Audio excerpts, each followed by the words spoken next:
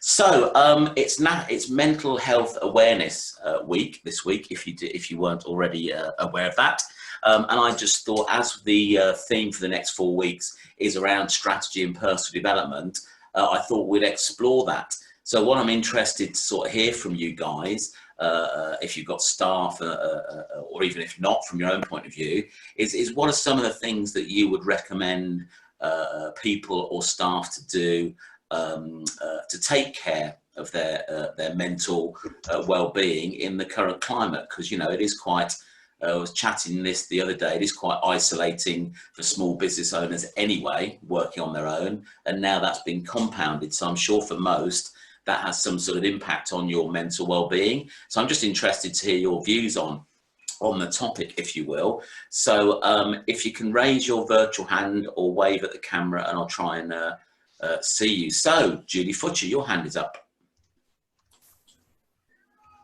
Hiya. Yes, this was something that I had some first-hand experience of, particularly last year, and wanted to put some things in place. So when I had a large team, we had a number of people with mental health issues, which we had to deal with. But one of the things that sort of then sat down was looking at how I could ease people's mindsets and what we could do in the workplace. So we introduced sort of a breakout room. We introduced fruit bowls and tuck boxes, but with lots of healthy food in it, to sort of try and encourage healthy eating, which would help with that.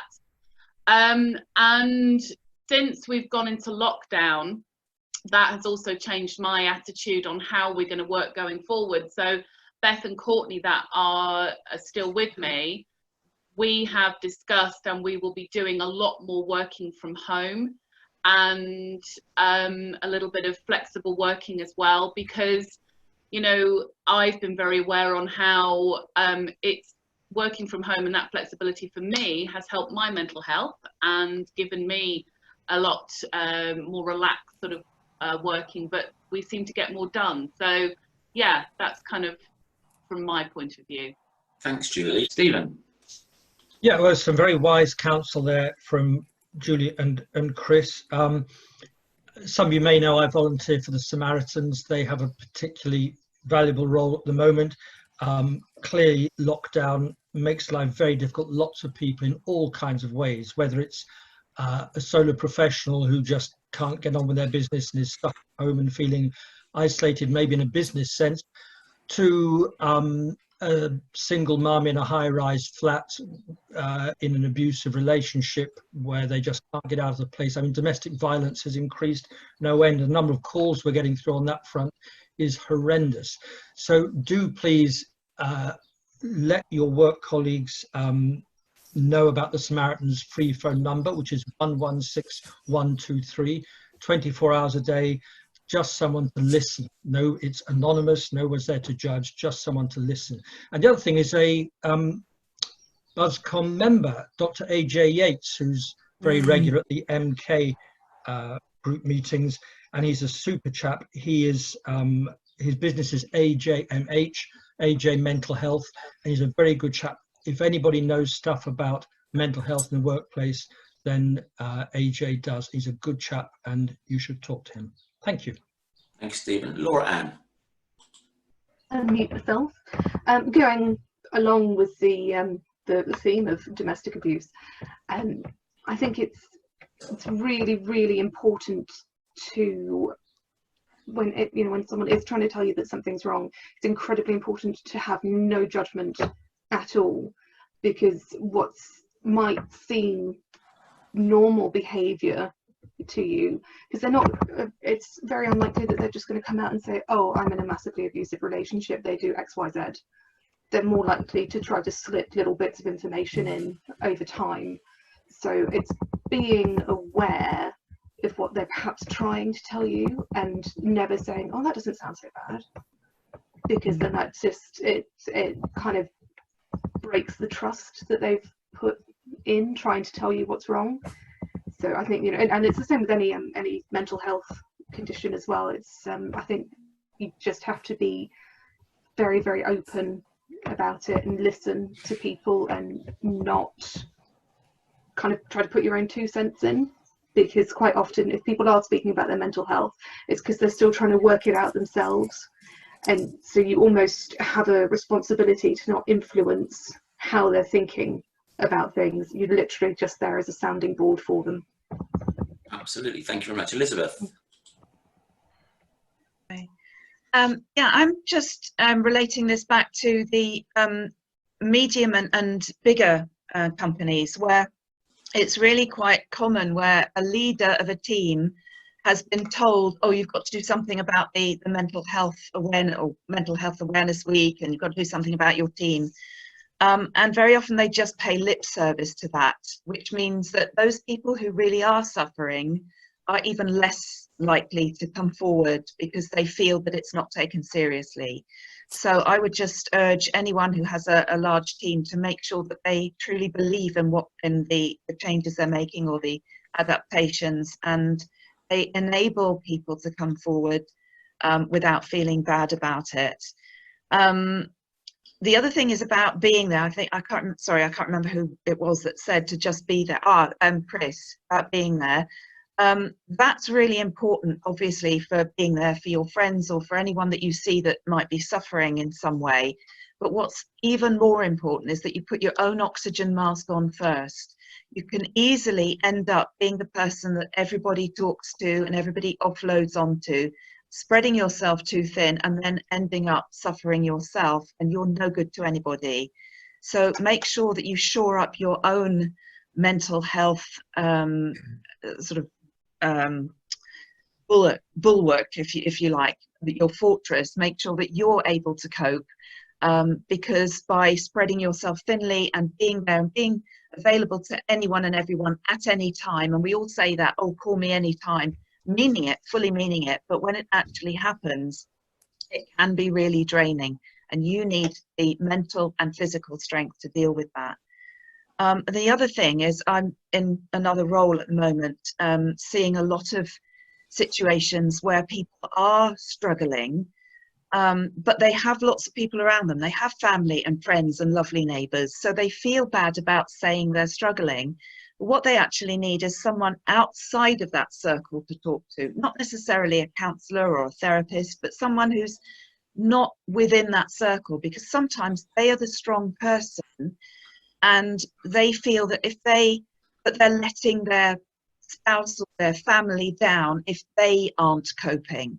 But sometimes they just need somebody outside to be able to sound off to, or just help themselves to shore up their own defences. So I just sort of like to put those messages out there. Thanks, Elizabeth. Mark? Yeah, I'd echo a similar thing. It's about deeds, not words, for this sort of thing. I work for a company where the director would frequently talk about work-life balance. We need to improve work-life balance.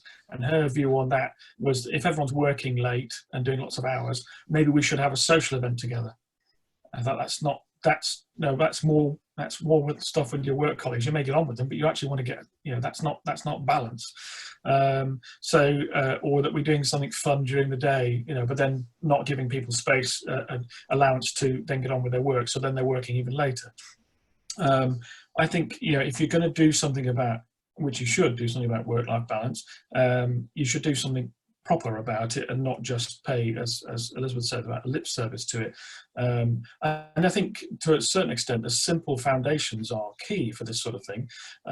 I've seen no end of times that people feel compelled, or they're not actually forced, but they're coerced into working longer hours, later hours. Their work hours are somewhere, 2 or 3 hours a day less than what they're actually working, what's actually on paper, supposedly. And they're either in an environment where they feel pressured to do more hours, work later, come in earlier, or they're in an environment where they're not discouraged, not actively discouraged. And I think I think if you can actively discourage people from thinking that the regular overtime is normal, and coming in early and leaving late and feeling pressured is normal, you give them give them assistance. Say, well, why is it you're needing to work later? What can we do to help? Rather than just thinking, oh, that's great, this person works a lot harder, which is quite often the perception. So I've only ever had employees in one occasion when I left employment and I took on a contract at Barclaycard. I suddenly had 10, and I'd never had any before, and I had no experience of it, but my view was simply, previous experience I'd seen is that people micromanaging people, and just looking at what they're doing all the time. My view was to support them and enable them to get on with the job and believe that they were better at doing what they were doing than I was, and give them the support when they needed it, and give them the space, but check in with them and just be there to help them out, rather than going, right, you need to do this, you need to do that, why are you not doing this? I think that seemed to work. That seemed to work quite well to me. If you enable people and give them the support to do the job to their best ability within the proper hours that they're working, and that they feel and they reduce their stress, I think that goes a long way, I think. Okay, thank you, Mark. Simon.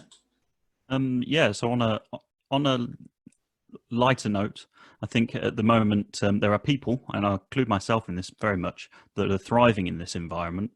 Sometimes it's hard to talk about because there are more people obviously not having a good time, but I think the social distancing actually is I find it a lot easier going into shops, having those queuing systems, not having people buzzing around me, and I feel less anxious. I feel more comfortable.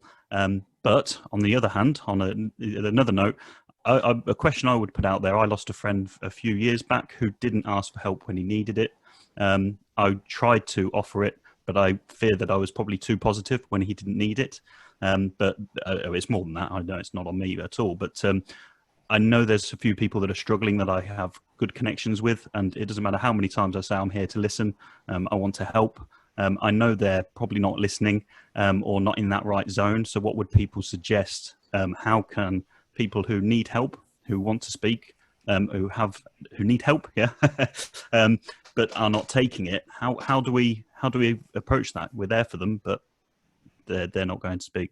So it's a good question, actually. I'm not sure there's an answer for it, but Emma, you've raised your hand. Do you want to respond to Simon? Yeah, Simon, that is the very fact that you've asked that question is what a nice fella you must be. You can't take the responsibility to yourself. The fact that you've offered is the best thing, and really is the only thing that you can do. You can't force your help onto people. I've suffered with depression on and off for most of my adult life, and sometimes when I'm in a funk, there's just nothing anyone can do. There isn't, dude, seriously. But knowing after the fact that people have been there, and somewhere inside I know that people do care about me, because sometimes when you're so low, you don't really, I don't know if anyone else has got anything to say to that, but sometimes you just, you can't receive help. You're not able to, but just keep doing that. Keep knocking on people's doors, so to speak. But don't stalk, because that's illegal. Damn, that's where I'm going wrong. Hello, Laura Ann. Oh, I'm a professional stalker, Emma. I mean, what I tend to do for... Oh, she's locked. Will she come back? I hope so, because she's my presenter. Okay, we'll have to skip that. Jackie, you put your hand up. Was that something specifically to respond to Simon? It was response to Emma, actually. Okay. Saying when people, if people don't use you, it's still being there, but not pushing yourself on people. If people aren't ready to talk, or maybe you're not the right person for them to talk to, but them just knowing that you're still there. So if you offer help and people don't take it, don't say, oh, well, she couldn't take my help, and disappear. It's still being around, but without pushing yourself into a help mode. Because sometimes, and I know this from when I've had bad times myself, is people offering you help just sometimes makes you feel more vulnerable. So, but it's nice to know that they are there as the last resort. But if they push themselves on you, then you just run away. Yeah, I think this is the last thing I'll say, Paul. Actually, you just reminded me, Jackie. I think sometimes offering too many solutions, too much help, when you don't feel like you're actually capable of doing anything, sometimes it makes you feel worse. It's like, I guess it just depends on that person. Everyone experiences things uniquely, and it's just listening to them and asking them, how can I help? And I saw this lovely little analogy, and not analogy, sorry, a little cartoon of someone saying like, how can I help? And this person was like pushing them away, and in the end they just sat under a blanket with them. So sitting in the dark, blocking out the world, and that's what that person needed at that time. But yeah, it can be complicated because everybody is different. But yeah. Laura, you're unfrozen. Did you want to finish off what you were saying? It was pretty much echoing what Emma said. Sometimes the best thing you can do is to literally just sit with someone just in the environment that they need to be in at that moment. And you don't have to say anything. They don't have to say anything. You just sit with them, and they're not physically alone.